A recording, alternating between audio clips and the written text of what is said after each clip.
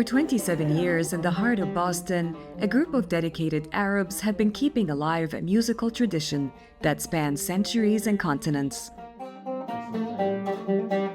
This is the story of the Tarab Chorus and their mission to revive the enchanting sounds of Muwashahat Andalusia. Nabil Atta, a Lebanese oud player and passionate music fan, founded the chorus in 1997.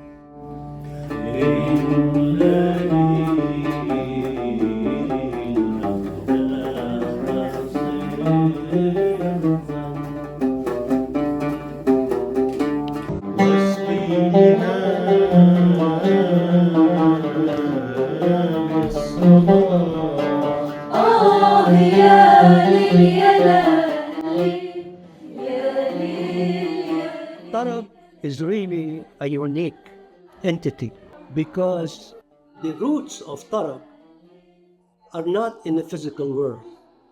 The roots are in the realm of spirit.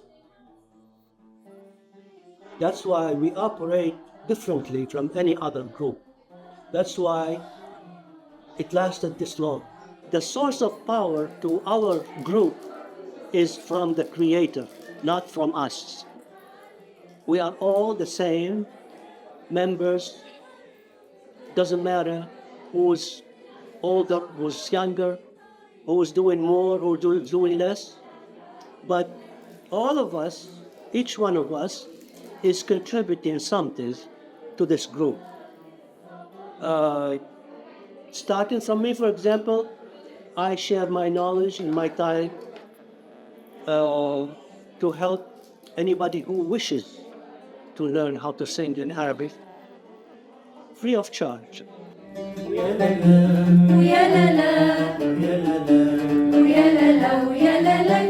Nabil as not only an amazing musician, but he knows the history, he knows the technique, he knows every single singer from, 1930, 1910, who started what, and he does all of that on volunteer basis where he never charges, he does it for the love of the music. Randa Shadid is the president of the Center for Arabic Culture in Somerville, Massachusetts, and is the co-founder of the Tarab Chorus. I met Nabil through friends, Dalia and Karim, and it was her birthday party. I had the restaurant at that time and I had the musicians. So I brought the musicians with me and we performed for them, surprise party. That's when I met Randa the first time. The next time I met her in Harvard. And after the performance, we got to talk. And Nabil explained to me that he had a singing group before. And I always loved singing. And I told him, well, you have the know-how, I have the connections. So I can get people together. And I told her that I closed the restaurant at that time. I'm free. And I had groups before, different groups. It didn't last as long as this. But I always did this all my life. So I told her, and while we were talking, that I would like to start another group now. She put her head in my hand, and she said, okay, let's do it. And we met up in my campus, so that was the first time. And we started what today is Tarab.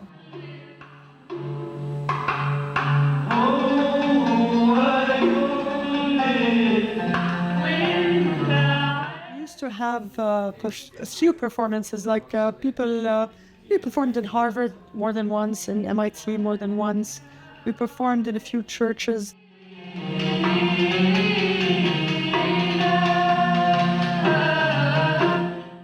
Muwashahat Andalusia is a type of Arabic poetry and singing that originated in Al-Andalus, Muslim Spain.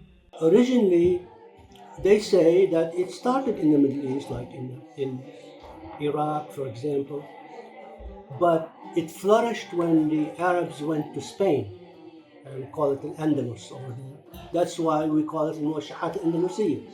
Muwashahat come from thousand years ago, in the 9th, 10th, 11th, 12th century in Andalusia. We live in a time where people are hyper religious, and in the Arab world, which is not all Muslim, but there's a large Muslim population. So today, the understanding of Moshe is maybe a little bit of a rejection, because the lyrics, when you listen to them, they're about the yesteryears, a beautiful time.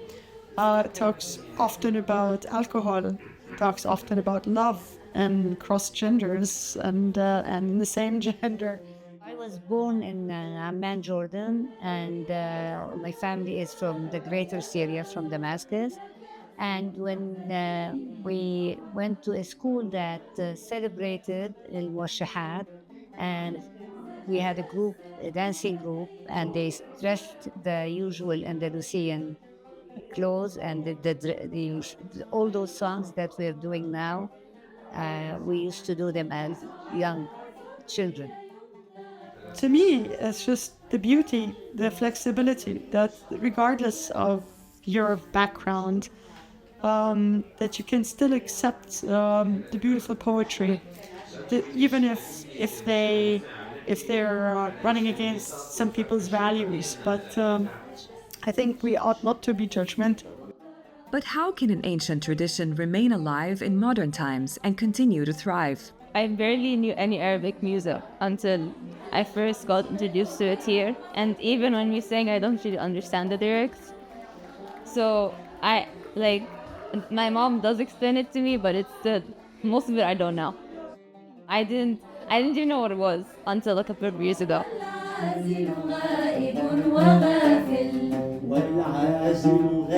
I was 12 years old when I first joined, so I knew I wanted to go with my mom mostly. I wanted to connect with who my mom meets, mostly like meeting people who lived where I lived, but I don't have any memories of that. When a young person listens to this the first time, they like it, and the parents are supposed to be involved so the kids will learn this. Otherwise, how are they going to hear about it? The young generation is probably not as interested, but there is a good segment of the society that continues to play it, and so it's like with the classical music. If you want to go into the Western culture, how many people really of the young generation enjoy the classical music? It's the same thing. They're much more into the newer genres, but that classical music, which is the classical Arabic music, will not go away because it has such value and it's embedded into the culture. I have a lot of friends who always get interested in what I do on Sundays. So I tell them to, and they're always like, we want to come, we want to listen. So I think most people are interested from my age to know more. I think if I show them videos sometimes and they really like the songs. We have to just preserve what there is. So some people preserve it and use make a different arrangement and modernize it. Some people, Nabil prefers things to stay the same. It has been for centuries, and I think it will last for many centuries to come. It is the foundation or the path for any person who wants to learn how to sing, has to learn Muwashahat. So it's a very complex composition, and it is done artistically at a high level. So it is very, very, very strong that it would never die. Young or old, the Tarab Chorus members offer diverse views on the challenges facing the longevity of Muwashahat Andalusia. Yet, they unite in their efforts to revive the cherished tradition, like many others in the broader community worldwide.